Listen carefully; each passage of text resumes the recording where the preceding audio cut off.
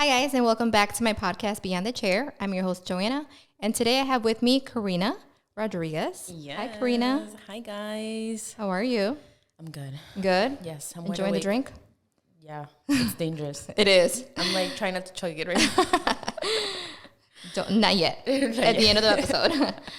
All right, so go ahead, Karina, and tell us a little bit about you. So like she said, my name's Karina. I work at Monarca as independent hairstylist. Mainly all of my work, it's dimensional work. So highlights, balayage, foliage, all of that. And I have been working there for 4 months, 5 months? Really? Nah, girl. 3? 4.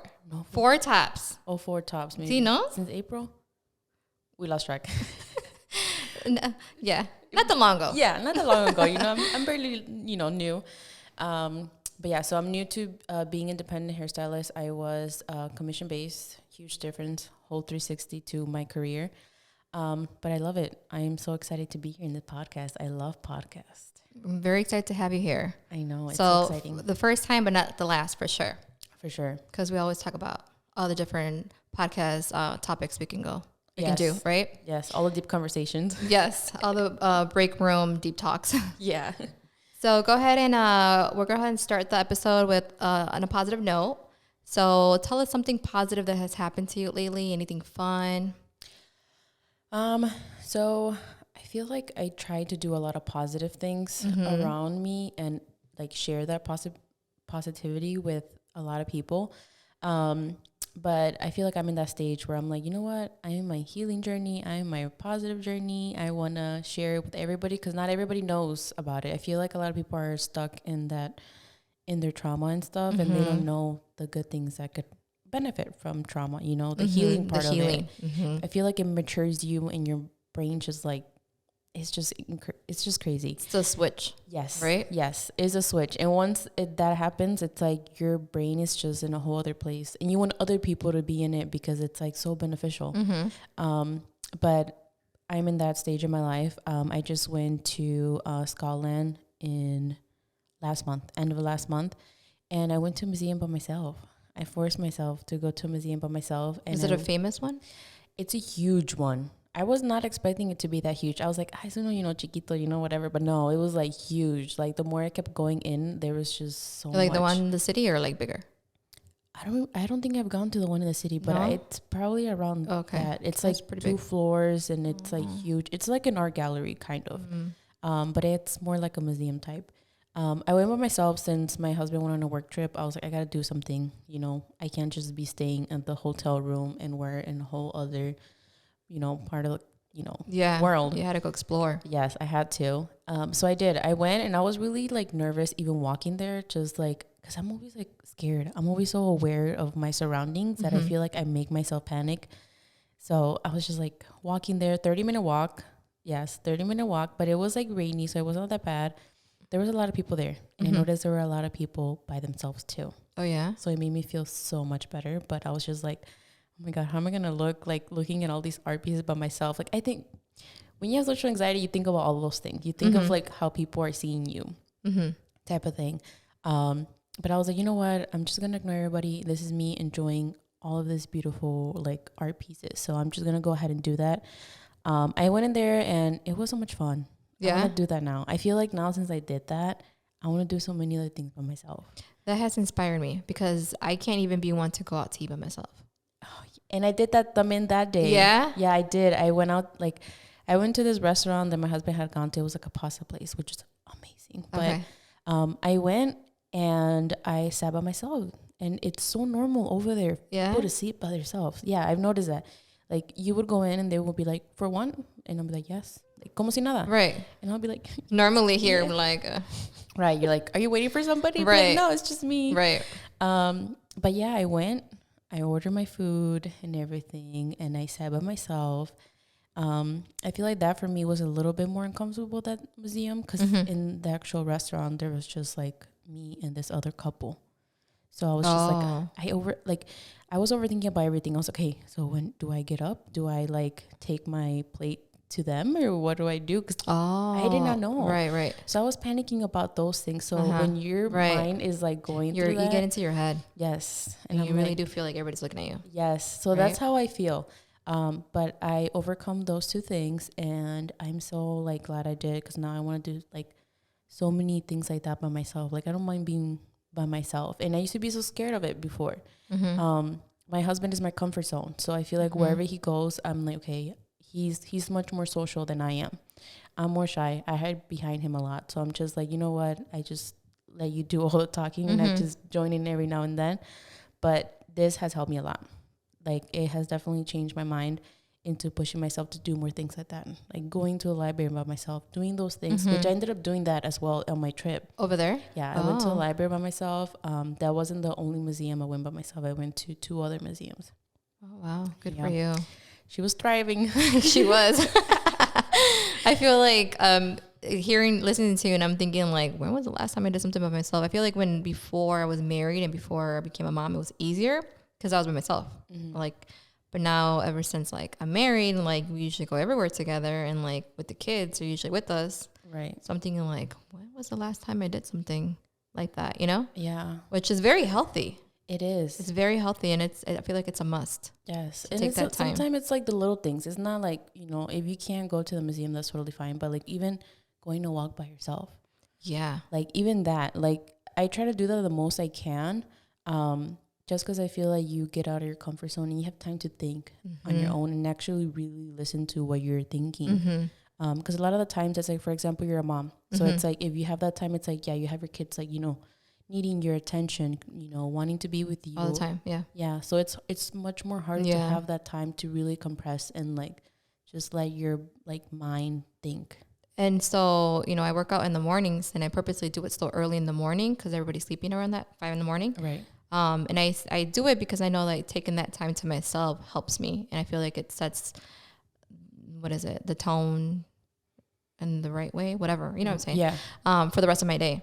But even then, like I'm working out. So yes, it's time to myself, but I'm not really reflecting on my thoughts because I'm like following the girl, yes. Yeah. Or whatever. So yes, I'm gonna go on a walk by myself. Yes. I'm gonna do that because. And it's so nice and like calming. It's just, kind of like a little reset. I like to think about it more like that. Like have a little reset for yourself. Give yourself that time, and it doesn't have to be like something crazy. So on the topic of social anxiety, go ahead and if you can share any more of your experiences. I know this trip helped you to kind of like confront it. Yeah. And you're working on you're on your healing era, so you're working on getting past any like challenges you have. So how did it all start with you? Like, I feel like I noticed it like during COVID more. Okay. Which I feel like that makes total sense because we didn't socialize for months and months. Like at that time we were living in with my in-laws, but at todos modos, like we were not going out to like any public place like that. We were not doing those type of things. So I feel like I noticed it more like during COVID and after. Things would give me anxiety. Like if I would have friends invite me to a party or anything of that, I would start getting anxious already. Like I would start thinking like, okay, who's going to be there? Like if I don't know who's going to be there and what's the vibe, like I just get very anxious. Especially with people that I don't know. Like, and it's really hard for me to let people be like, for me to be comfortable around people because it's like, I feel like I have to gain that trust with them. Like I feel like I need to get to know your vibe for me to be myself. Okay. And if I don't, I just get this anxiety that it's like, maybe like I don't want to go. Like I would do this to myself. Like, and my friends were like, go ahead. I was going to say, so you miss out on things. Yes. Because of it. Okay. Yeah. A lot of like social events that I would be like, no, like I don't want to go. But in my head, like I wanted to go, but I know que no, like I was not going to be comfortable. Like I was just going to be like so anxious and just, it was more the thought of before. Because once I would get there and, I would have a drink or so, ya me relajaba más. But then I didn't like that. I didn't like that feeling that I had to kind of like have that thing with alcohol for me to be comfortable. The liquid courage? Yes, the liquid courage. It was basically that. And then since I stopped drinking, it helped me a lot too. So all of that was kind of like, It's like I poured you a glass of wine. It's just one. Right.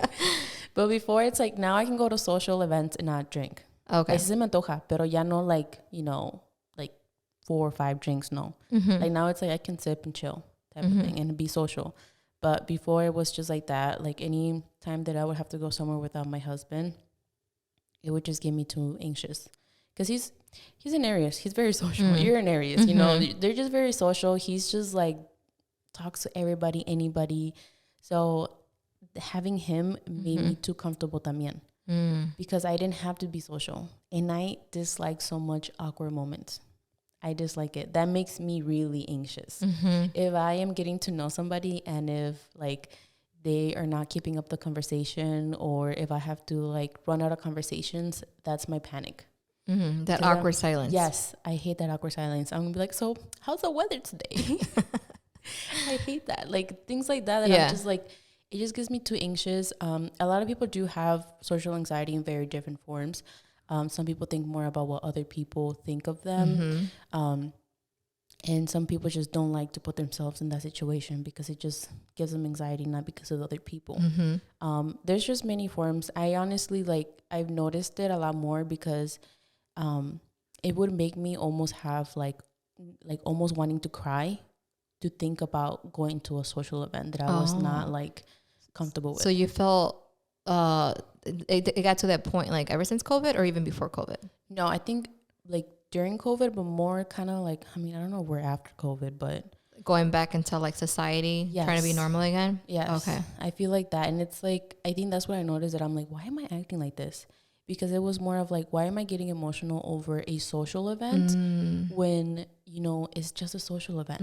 You know, that's when I was like, oh crap, this is not okay. And then I started to look more into it and started to see what I can do to help it. I mean, the only thing you can do is basically just like push yourself to be like uncomfortable. You have to get yourself uncomfortable and go through it. And then slowly you start to, you know, kind of like when I did when I went to the museum, like, and I feel like because of that, it made me a little bit more comfortable with being social. But to confront it. Yeah, to confront it. But it sucks. It sucks having that feeling of like, it's such a social event. And it's like, you feel just so anxious and like, hasta me daba como like nausea and like just wanting to be You were emotional. panicked. Yeah, because I was just like panicking about being there. And it's like, ya cuando iba, I was like, why was I acting like that? Like, why, you know? And my husband is very supportive of it. He was like, you know, if you want to go, we can go. If you don't, it's fine. You know, it's up to you. That's great. So that helped me a lot. But that I feel like I had to kind of like, okay, yeah, like I need to get over this. How am I going to do it? But it was kind of weird, like just being, and it wasn't with necessarily with close family, like my parents and stuff, like it's family that I know.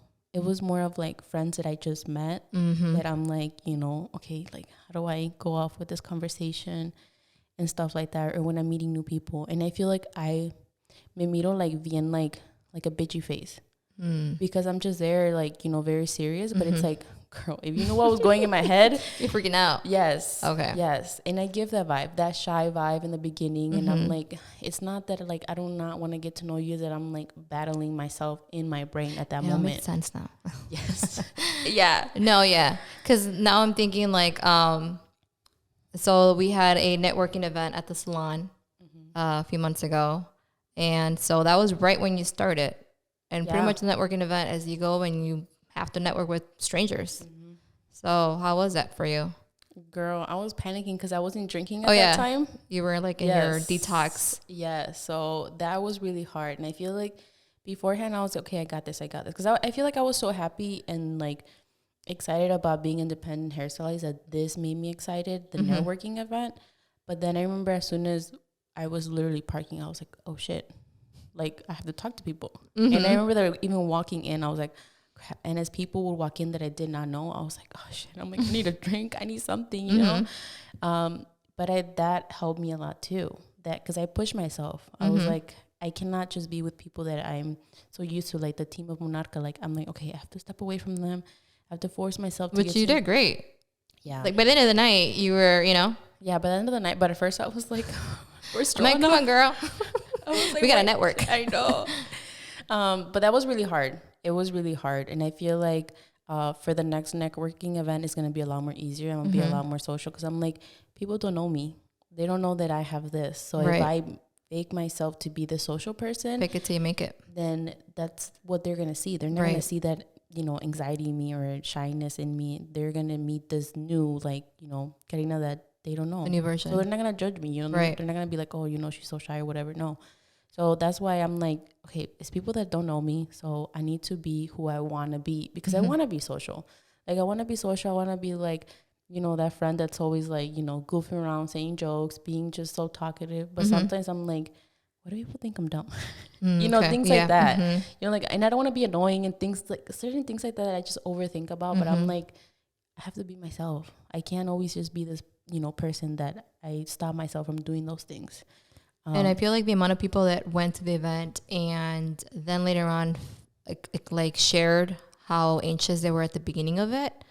Like the amount of people that had social anxiety at that event at the beginning and how they, you know, kind of broke through it or whatever. Right. By the end, like I was not aware. Yeah. You know, especially because a lot of these stylists, like we see on social media, we follow on social media, but it was like the first time that we were getting to see in person.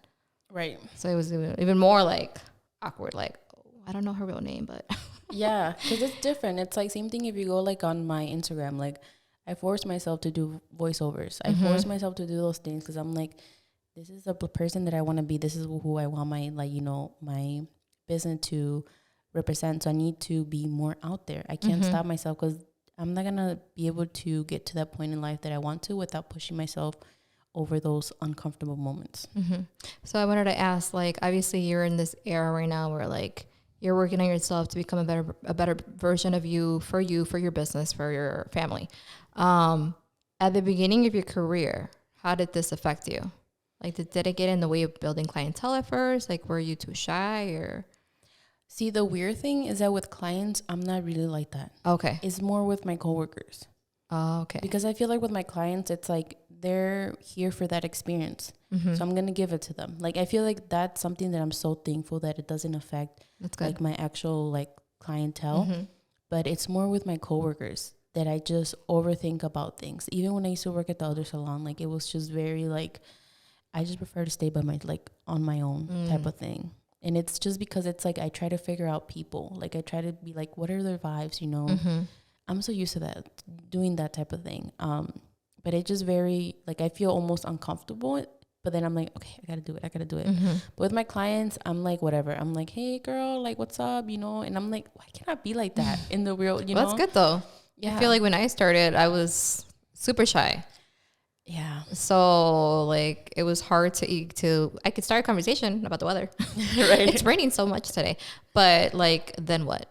Yeah. Then it was, like, awkward. And it's hard to build clientele that way. Yeah, it is. So, yeah. And I'm surprised it was not, like, affected by it. But I think it's because I was just so excited and, you know, just about the whole, like, career. I don't know. I just love this career. It's just always changing. There's always new things and stuff. So I feel like since I felt like that, I didn't feel like that with my clients. And it's like with my clients, it's like, okay, I have to give them this whole, like their appointment has to be, you know, so, like, different, you know? Right. It can't just be like, you know, like when you go to a coffee shop type of, you know, thing. Right. It's like they're paying for all of it, you know? And it's really building relationships. Exactly. So exactly. And it's like, and I like having my clients. It's like, I like having that bond with them and those conversations. And it's like over the years, like, I see how you are with your clients. And it's like, you have had clients for like, what, 10 years that still come in? Plus, like, yeah. Damn, I'm like, I want to have clients like that, you know, but you build a friendship with them. And it's like, it's really nice that you're able to do that. Yeah. Yeah, but I'm like, thank God it did not get affected. But it does get more with my, like, coworkers and friends and stuff like that I'm like, maybe I should not. Maybe I should just avoid going. I just overthink too much. That's what it is. But luego empezando, we're like, we're going out. I know. We're doing this. We're doing that. But it helped. Yeah. It really did. It helped. Because that's what I wanted también. Like, I wanted something like that with my coworkers, to be able to have that, like, okay, we're coworkers, but we're also, like, friends. Right. Type of thing. And it's like, it makes everything so much better. Yes. And it's like, you have also memories out of the salon también. Because it's not just work. It's like, okay, now we went out there to this place, and it's like, now we have those memories together. And it's all about building those memories. So it's like, I really like that. Like, that's something that I wanted. I knew that I needed to have, like, friends like that. Because Because I'm like, I always get jealous of my husband because he's like, oh yeah, my friend this, my friend that. And I was like, I got no friends. Me with my husband. Like, they've been friends since 5. And I'm like, how do you remain friends for that long? Exactly. That's Is it because we're girls? Like, what happened? Like, are men more loyal to each other? I'm just like, we're my friends from my childhood. I don't know. Because I feel like with guys, they just have like whatever conversations. I don't know, you know? I guess. I don't take it too personal. Right. And it's like, for me, I'm like, girl, I know what you said. Right. We're not friends somewhere. Yeah. But I feel like with guys, it's just, it's easier. It's easier. Their conversations are a lot more easier. And I feel like with us, we vent so much to each other that it's like, I don't know, it's just harder to maintain the friendship. But then I feel like we also are more busier. Yeah, that's it's true. Like you become a mom and it's like now your kids are your priority. When you get married, your husband is your priority. Things like that. And I feel like with guys, it's like, oh, hey, what's up? They remain themselves. Yes. Life doesn't change them as much as a girl does. Exactly. So what do you feel are some of the most common like misconceptions people have regarding social anxiety? I think it's more of like she's just shy or he's just shy of like that. Because I feel like I come off like that when I'm going through that. Because I'm just there quiet. I feel like I can come off like that. Or if I'm like, amargada or something like that. Because it's like you're going through all of this like thoughts in your head. And you're trying to understand them and battle them. But then I feel like at that moment, you're not there. So you can come off as being too shy or she doesn't want to talk to me or things like that. It's like and now that I see people that are like more shy, I understand them. And I try to have conversations with them a little bit and try to like push them little by little. For example, for the networking event, there was somebody that I was talking to and that person seemed very, very nervous. And I was like, I am nervous too, but I have to be the person to take over this conversation because I feel for that person. So I'm like, okay, let me just ask the questions. And it would get quiet and I would ask another question. Towards the end, that person felt a lot more comfortable. We were able to have, a decent conversation. But it's like things like that. That's like, I understand people now that are quiet. It's like, maybe they might be like that they don't want to talk to anybody, but then I feel like at least if they are, I'm helping them. Yeah. Or I'm giving them their space that they need. So you feel like people take it very lightly and just label it as being shy. Yes. When a lot of times it's the social anxiety that's there. Yes. But because you know what? I didn't really, I guess like, how should I say? I didn't really like know about it, I guess. Like I knew, right? Mental health, like all this other stuff. But like, not until I feel like, and I've told you, I feel like my oldest, he's what we say very shy. But it's like, is he really shy or is it like the social anxiety, Yeah.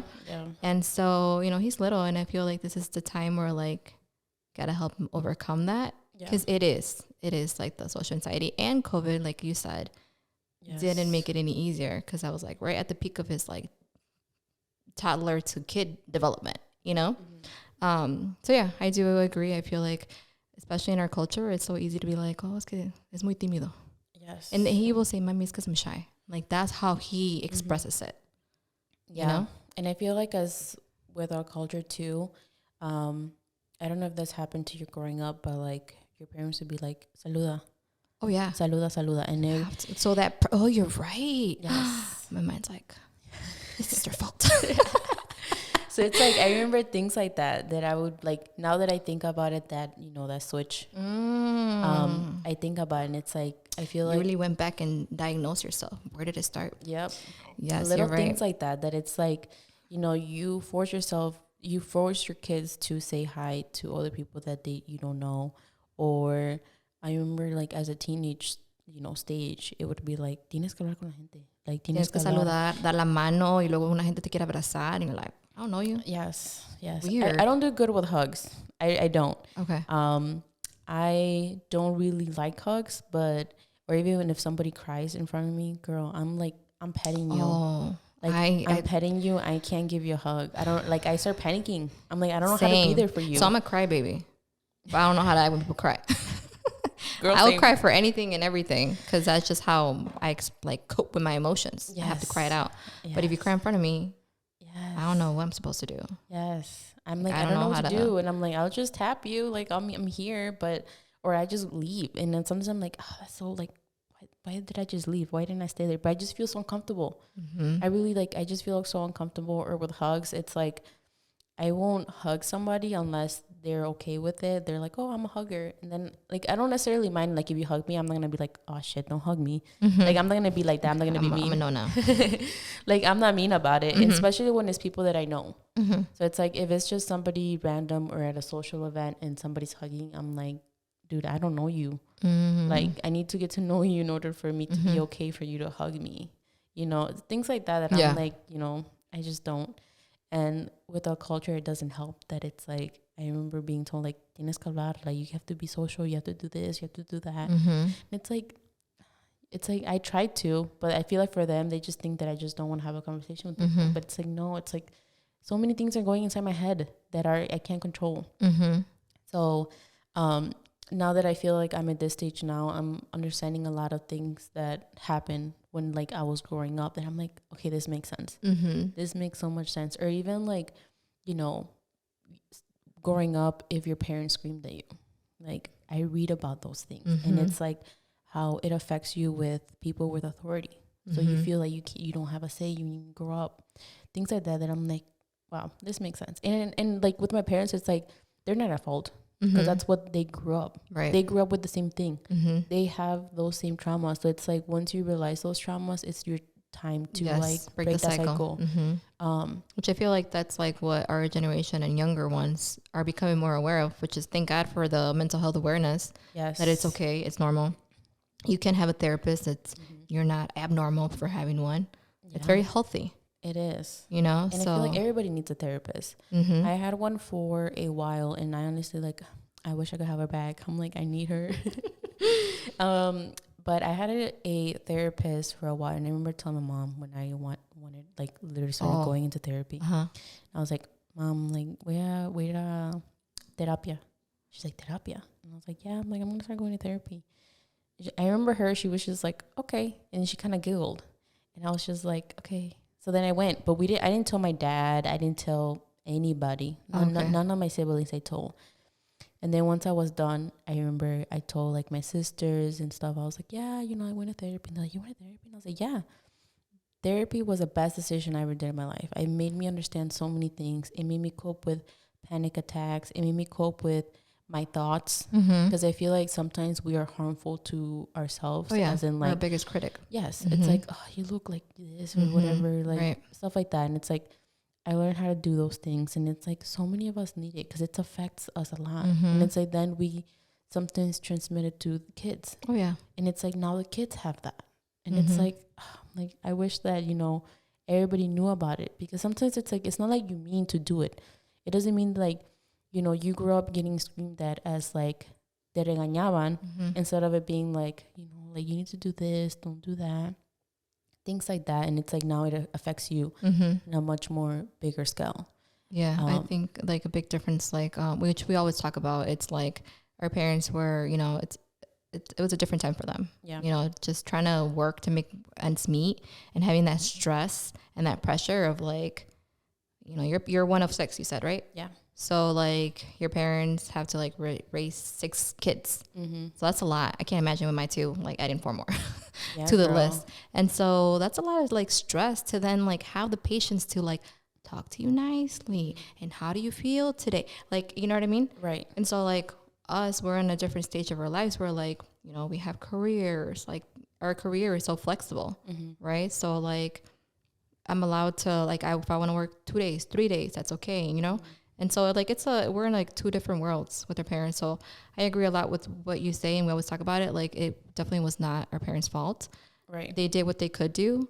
But I think it's great that now it's our turn to educate ourselves and, like we said, break those cycles. Yeah.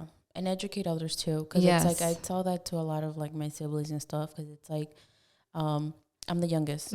So I saw a lot, you know, growing up. Which, thank God, because I feel like that made me be like, okay, I want to do that. Okay, I don't want to do that. Like, things like that I was like, thank God I went through that. But then I sometimes talk to my siblings and I'm like, you know, have you healed your inner child? Have you done this? What do you mean? And they're like, what do you mean? And it's like, once I explain in a different way, I'm like, I always ask, like, what would your 10-year-old self think of you? Or like when one of my siblings achieved something, and I was like, did 10-year-old you think that this was going to be possible? Or how would that little kid be now? Like, think of you type of thing. And it's like, it changes you. Like, once you think of yourself as your younger self, you feel a lot more like protective over yourself. I always do that. Like, simple things. And like, I try to think about that 10-year-old me, because it's like, I could think of, like, she was so innocent. Like, she was just living life and everything. She would never have thought that I would be where I am now, and it's like, once you think about it, you take care a lot of yourself. You do a lot of self-care to you. Or like, for example, when you're thinking of like, oh, like, I look ugly today or whatever, think of you saying that to 10-year-old self. Would you want to say that to the little girl? So it's like little things like that, that cambia like the perspective. It's a really good perspective to look at things. Yeah. Or achievements. Like, I don't know if you saw the post. Oh, no, it was on my personal one. I did a personal post of going to see Big Ben in London. It's just like a big tower with like a clock. Like, like, what is that? It's not a person? No, that's what I was telling my husband. He's like, it's a comedian. Who's Big Ben? And I was like, it's just a tower. Oh. Yeah, it's like a tower with a clock. But I remember in elementary school. That's what it's called. Yes. Okay. Yeah. In elementary school, we would talk about it. It's like, oh, yeah, like Big Ben in London. You can also get. And I was like, oh, yeah, whatever.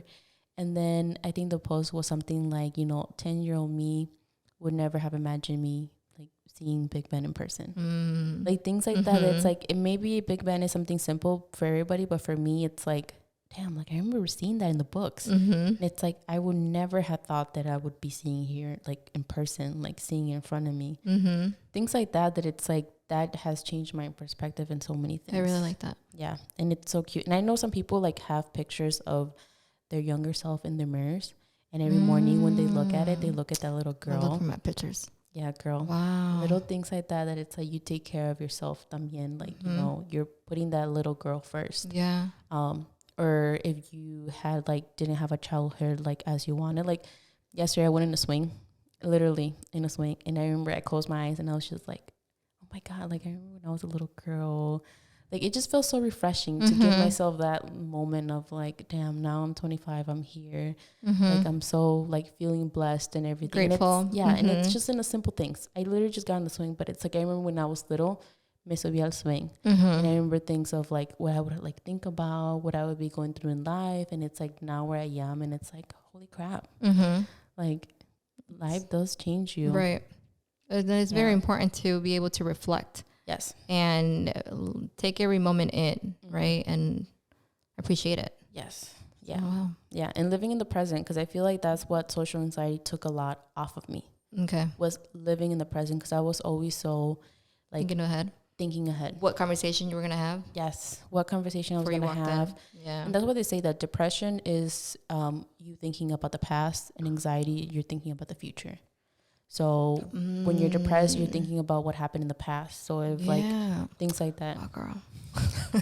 I'm learning so much today. I'm like, wow. Yeah. So it's like, if you're depressed, it's because you're thinking of something that happened in the past, either like somebody you lost, or you're stuck on it. You're stuck on it. And then anxiety is more of the future. So like anything of like, you feel anxious about, an event that you're going to have, or like being social, things like that. It's like, anxiety is more of that. But neither one is in the actual like moment. Present. Right. And that's because we don't live in the moment. When you're depressed, you're not in the moment. When you're having anxiety, you're not in the moment. So those two things prevent you from actually living in the moment and actually enjoying it, because that's the whole point. Right. Wherever you can go, you never know if you're going to have it tomorrow. Right. Tomorrow's not promised. So it's like, even if it's like you go to work or whatever, and it's like you have to go to work in that page of like, okay, I'm here to work. I'm so excited, because you never know if it's going to be the last day you're going to go to work. You never know if it's going to be the last time you're going to see somebody that you love. You never know. So it's like, always cherish those moments and take them in, and also cherish where you're at. So I feel that's a huge thing, because then it's like, you become proud of yourself. You're like, oh crap, I've accomplished all of this. Like, Yeah. Or like, we do this thing where we like to compare a journey with other people. Yeah. And then same thing. You're not like living in your moment, in your journey, Yeah. So that's another thing, social media. Yeah. Yeah, it's just it's like a lot of things that go with it. And I feel like once you get that switch, it's like your mind just changes so much. You become aware of it. You have to accept it, right? Yes. Accept it. I feel like acceptance, like accepting it, it's like the biggest step. Yeah, because if you don't, it's like you're like, oh, I just feel like this or whatever. Like it's whatever. And it's like the same thing I have with like people around me when they're like, I can tell they're depressed. I can tell they have anxiety, and it's like, do this, do that. Like, you know, you're able to do it. But a lot of people si no quieren, you can't, because then you're gonna drag yourself. También. Yeah. And it's like, save your energy, because your energy is just so precious. Like for me, that's how I am. No matter who it is in my family, no matter who it is in my life, if that person is not putting up their part, I'm like, I'm sorry, but I have to put my energy first, because then it's like that also affects then your family. So it's like with my husband, or later on when I have my kids, I'm like, I don't feel like wasting my energy on somebody that's not gonna cherish it and is not gonna listen.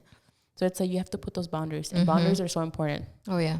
I'm like with huge. Anything and everything. Yes, especially being a business owner. Yes, especially when it comes to that. I feel like once you get that whole setting your boundaries, it comes easier with your personal and then your business life.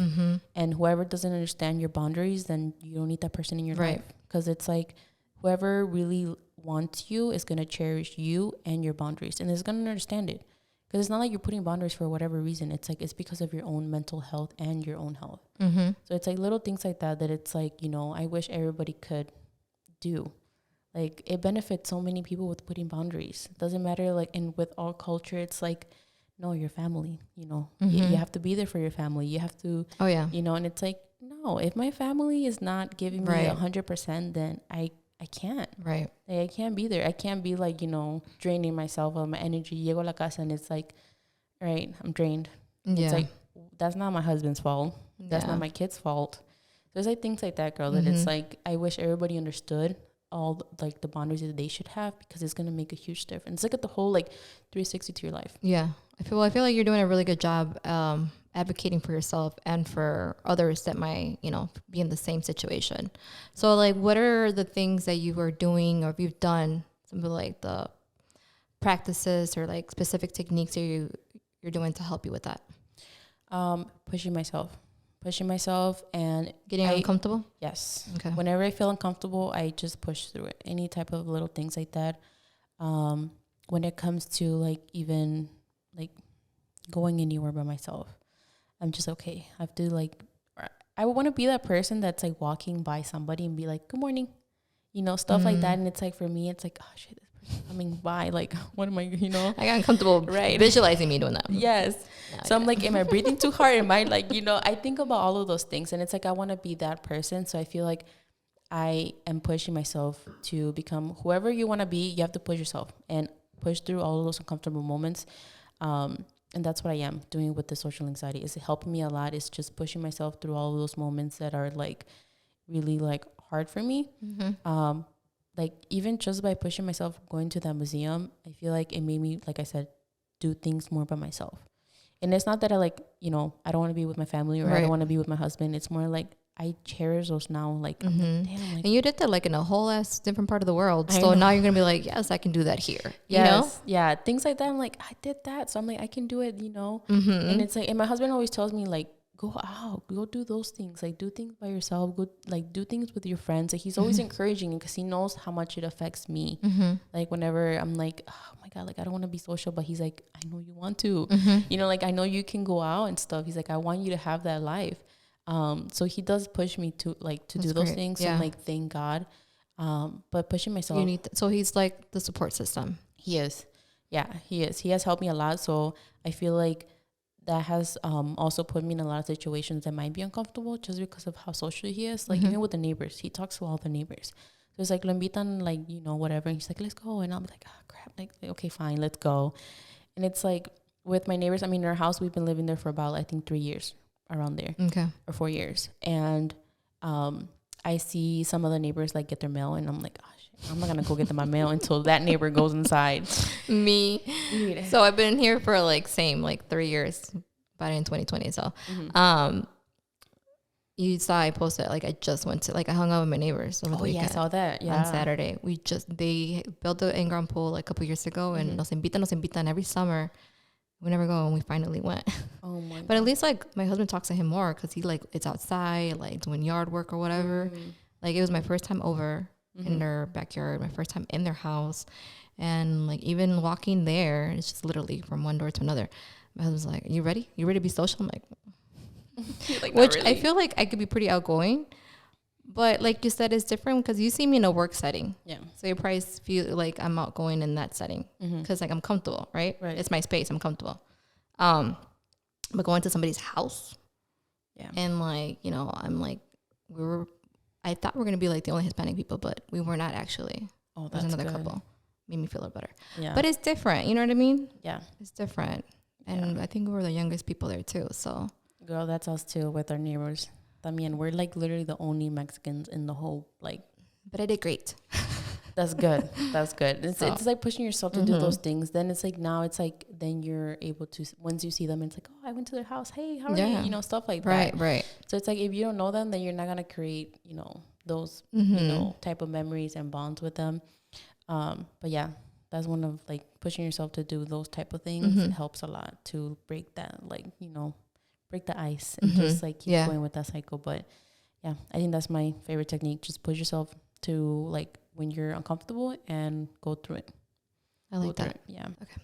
So I know your brand, you know, you like to express how important self-care is to you. So you feel like self-care is part of like the practices you do to help you, or? Yes. I feel like once you start doing those like routines of adding them, like any type of self-care, and like I said, it doesn't have to be something big. It could be something from like, instead of taking a shower, you take a bath. You take a bowl bath, you put some candles, you put some relaxing music, you drink a glass of wine, things like that, that it's like you don't have to go anywhere else. From even, you know, doing your nails, taking time for yourself. And I think that's one of the things that I want and hope that Hair by Karina stands for, is that. Because I feel like with our industry, we help a lot of people put themselves first by getting their hair done. Oh, yeah. You know, we've both seen some like, you know, moms que se dejan ir, and it's like they come to us and they're like, I want something different. I want to look different. It's like we are in charge and giving them that confidence. And simple color or cut can go a long way for somebody. Yeah, which is the beautiful thing about what we do. Yes. And I feel like a lot of people don't take that initiative of like getting their hair done. And it's like, girl, it's going to make you feel so nice. So it's like, I want them to feel that. So besides me doing their service, like I want to actually like, you know, like talk to them about it. Like I feel like I usually just try to talk to a lot of things, like to my clients about that, like, you know, motivating them. Like I try to share a lot of like motivational things and everything. But I want that to stand, you know, for my for my business. And I want to share that with a lot of people, because it's like, once you feel that self-love and self-care, you're unstoppable. Yeah. You're unstoppable. Same thing with like when somebody goes from like a toxic relationship, right? And they break through that toxic relationship. They choose themselves and they choose to break that cycle. So it's like, now they know what self-love is, or how they say it's like, you have to love yourself before you love somebody else. Right. That is a huge thing, because it's like, then you set boundaries with your significant other. Then you know what it's acceptable and what's not. Exactly. And that's why a lot of people, when they are still to this day going through those relationships, it's like, it's because you don't love yourself, girl.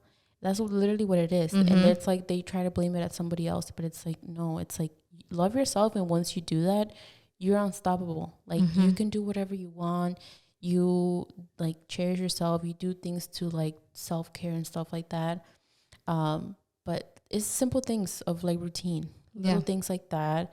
Getting your nails done, doing your hair, doing like a bath, going for a walk, going for a run, exercising. Exercising is a huge role of like my self-care routine. I do like my 3 workouts a week. That's my time of like, okay, I'm doing this for myself because I want to better myself. And it's not that I want to like have like a bomb ass body. No, it's more of like, you push yourself to the limit and work out. Mentally, you get so much strength, because like just when you want to give up, you feel like your body's going to give up. So it's more empowering for you than anything. Yes. Okay. Things like that, working out, buying yourself clothes, buying yourself makeup, doing your makeup, things like that, that it's like, anything that's going to make you feel yourself, do it. Right. Whatever it is, part of your routine. Because I know some people don't like to do their makeup a lot, or some people don't like to do their nails, things like that. And it's like, get a haircut. Go in for like a treatment. A blowout. Anything of that. Who does not love getting their hair done and getting their hair touched? Right. Like things like that. It's like, I want people to start doing. I want my clients to do. Like, besides them coming to me and getting their hair done, I want them to start doing something for themselves. Right. I love that. You're using your platform and your business to, like you said, be an advocate for that. Right. So I feel like that's really important. I like that. Yeah. And I really want to share it with a lot of people. I'm like, you guys can do it. It's like, it's so possible. And the energy is contagious. Yes. Yes. Because you see somebody doing that and you're like, oh, let me try to do it. Right. Or even talking about it. Because it's like, for example, like you did not know, like, you're learning things right now with this conversation. Right. Yeah. And it's like, that's what I want to do with a lot of people. Like, I want them to learn about those things. Because it's like, we're so used to, with our culture, not thinking about those things. Right. Brushing them under the rug. Exactly. Yeah, and it's like, we're not ones to talk about emotions or feelings. Exactly. There's more important stuff going on. Yes. Than your feelings. Yes. It's like, what are you like? What can you possibly be stressed out about? Yes. It's like, what can you be stressed about? Or what can you be, depressed about? If you have this, and that. And it's like, that's not what it's about. You can have money. You can have anything. You can have whatever. But that mental health is what you have to fight every day with. That's what it is. Nobody else is hearing your thoughts besides you. Right. Nobody else is hearing that. It's just you going through it. So it's like, somebody can't tell you that. That's one of my pet peeves, when somebody, like, you're telling somebody how you feel and they tell you something else that they are going through. Like, they don't acknowledge what you're saying. I hate that. It's like, if you're like talking to me about something so deep that you're like, oh my God, I feel this and that, I'm going to be like, oh yeah, I have it worse. I have this and that.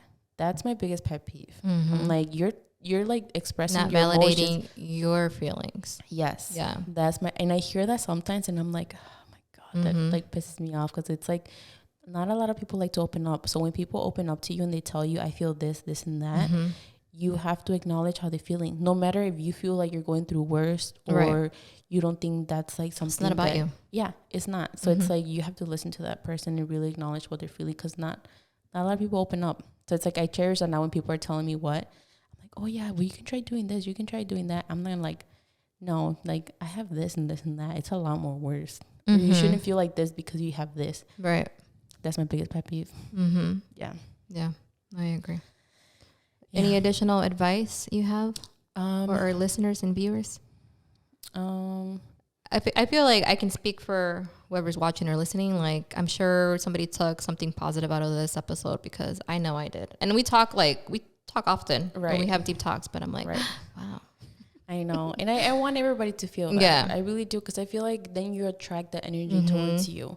Like, when you are living day to day with a lot of negative energy, you attract the negativity. And it's like, once you start thinking positive, good things start happening to you. I think about that, and it's like, if you're religious or not, same thing. It's like, once you bring that energy into you, God is with you. Or if you're not religious, the good vibes or anything like that, but it's the same thing. Whatever you bring out and is what you're basically attracting. So it's like, I always try to take positive out of everything. I don't know if you ever told me, like, if you ever noticed that, like, whenever you're like, for example, for your watch, you're like, oh yeah, I could have got it like $50 cheaper. And I was like, I'm always like, it could have been worse. Oh yeah. I don't know if you never noticed that, but I say that a lot. I'm like, it could have been worse. Yeah. It could have been this. I just like to, and it's not that like, I don't acknowledge what you're saying, but it's more of like, you're so used to seeing the good side of things. Yes. Right. So it's like, it could be worse. Everything could be a lot more worse. Whatever bad happens to you. Like, I remember for a while, within 2 weeks, 3 bad things happened to me. I got COVID, got in a car accident, I got a flat tire. And I was like, oh shit. Like, you feel that energy that like, why me? But every single little thing had a little blessing. Both of those things, it's like, one of like flat tire, I was really close to home. So it's like, it could have been worse. Right. My car accident, I was on my way to pick up my nephew. He could have been in the car. Oh, same thing with COVID. I was the only one that got it. Out of us going to a trip, it was 4. Oh, wow. So I was the only one. So I was like, there's so many blessings in disguise. We just have to see them. Girl, I've gotten a flat tire 3 hours away from here. tell you. Could have been That's worse. just scary. Yes. That could have been worse. Yes. We got helped, and he was not a killer. Yeah. So Yeah. So things like that, I feel Yeah. like it helps you take a lot of the like negative things that happen to us and turn into positive. Yeah. Like, positive. Because I feel like that's what all the bad things happens to us. Mm-hmm. Even with like, you know, people's like when someone close to you passes, it's like, I feel like once you change that perspective of like death, Mm-hmm. it changes how you see it. Mm-hmm. It's like, we're all going to die, you Right. know, we're all going to go. So it's like, once you see it of something so beautiful, then you don't see it as like, oh my God, it's so sad. Right. It's like, I wish everybody could see it like that. Because Mm-hmm. it's like people like that, the loser, you know, close ones and stuff like that. It's like, doesn't mean that you're not supposed to be sad, but it's like, you're sad, you go through your pain, you heal, and you learn how to live without that person. Mm-hmm. You know, you don't forgive that person, but you learn how to live. Because a lot of people stop their lives. Yeah. And it's like they stop for a long time, years. And it's like they're going through all of that. And it's like they could have been like, you know, still living. Like, do you think that person that left wants to see you like that? Right. It's like things like that, that once you change your perspective, everything starts making sense. Mm-hmm. Like every type of bad thing, every type of loss, any type of gain, like that perspective just changed when you think positive Right. about everything. And it's like, I want everybody to think like that, you know, but I know not a lot of people. Well, I feel like you're doing a really good job. Like I said, creating the awareness, Mhm. advocating for yourself and for others, and like through your clients. Right. So Thank you. I feel like you're doing great. Thank you. Thank you. I tried to. You're on your way to become a motivational speaker. I started here today. Right. But yeah, I loved it. I love this episode. Thank you. Thank you. I like to end the episode with one of your favorite quotes. So if you want to share any quote that, you know, you live by, or I have a lot. I feel like right now I'm more of like, what would your 10-year-old self think? okay. I feel like that's my thing now. Mm-hmm. Because I think a lot love about that that little girl. Mhm. And I think a lot of like, you know, people that maybe had a very traumatic childhood. And it's like now they're thriving. And it's like you would never have thought that at that age you would be at where you are now.